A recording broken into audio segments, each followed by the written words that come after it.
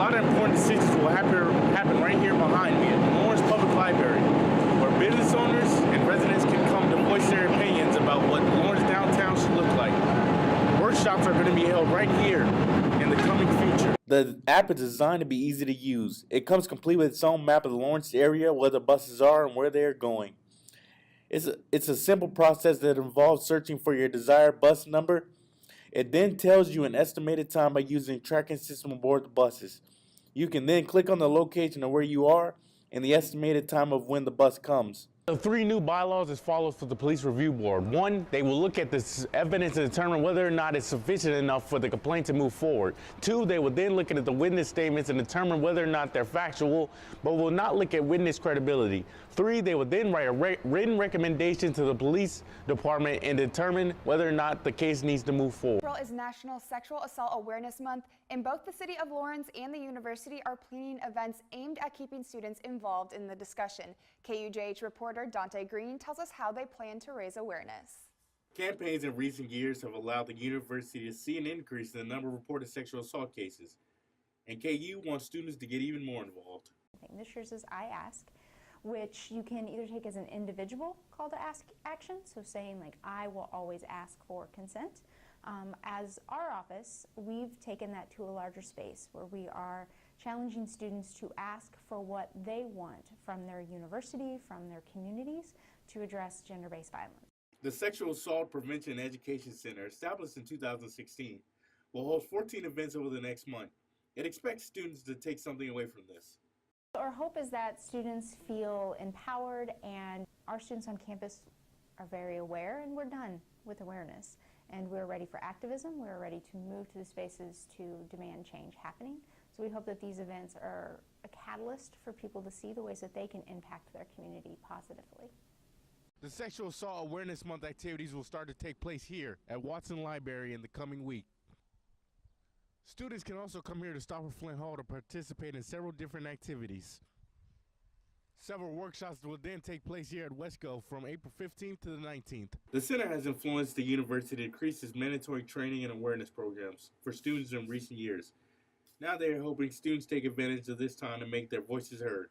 In Lawrence, Dante Green, KUJH News. The first event is today at Watson Library. The program, called Awareness Flags, asks students what they notice in signs of a sexual assault victim. More events are coming the weeks to follow. The university says it's committed to making sure that first-generation college students are successful, and people are noticing. The Center for First-Generation Student Success named KU a university dedicated to improving experiences and outcomes for these students. KUJH reporter Dante Green tells us what Kansas is doing so well.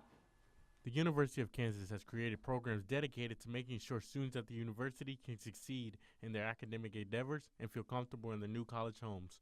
While only 27% of first-generation college students complete their bachelor's degrees in 4 years, the university says it's working hard to increase these numbers and wants to let students know they are not alone. Well, one of the biggest things that I wanted to do was have students realize that there are faculty and staff on campus that are first generation as well. A lot of your professors are first gen. School programs such as First Generation Open House has allowed students to connect with others like them. Every few months or so, Kansas brings them together in celebration. Other initiatives such as I Am First 2 aims to build a network and have students tell what it means to be first gen to them. School officials say it's programs like these that make first gen students feel they can succeed despite being the first in their families. We want it to be able to cultivate a sense of pride among them and to celebrate being first generation. As recently as 2015, the school accepted an $8.9 million grant to help first gen and low income students. The university and its teachers say they are committed to continuing their mission to help first-generation students. In Lawrence, Dante Green, KUJH News. With graduation fast approaching, the university says it expects at least a dozen or so of first-generation students to be moving on in the next several weeks. KU says it will always welcome those who are looking to become the first in their families. Interim Provost Dr. Carl Lejeune has promised transparency as the university wrestles with the effects of the $20 million budget cut. KUJH reporter Dante Green says some faculty members agree with the concept of transparency, but are skeptical of the plan. Interim Provost Dr. Carl Lejeune wants to remain transparent about available resources. In these recent meetings, he has focused on making teachers aware of where current money is going and where future money may go.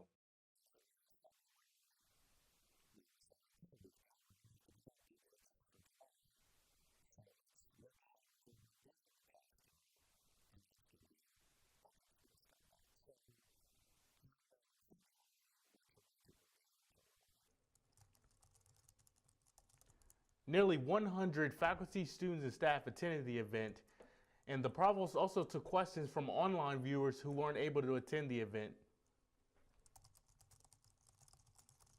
Many teachers expressed frustration in these meetings.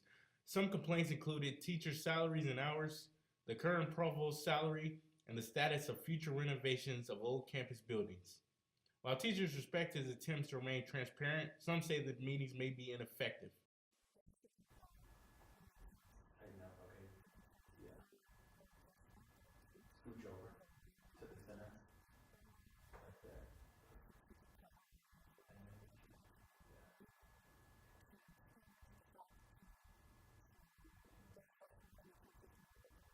The vice prophets still say these meetings will go forward because they're important for keeping everyone up to date.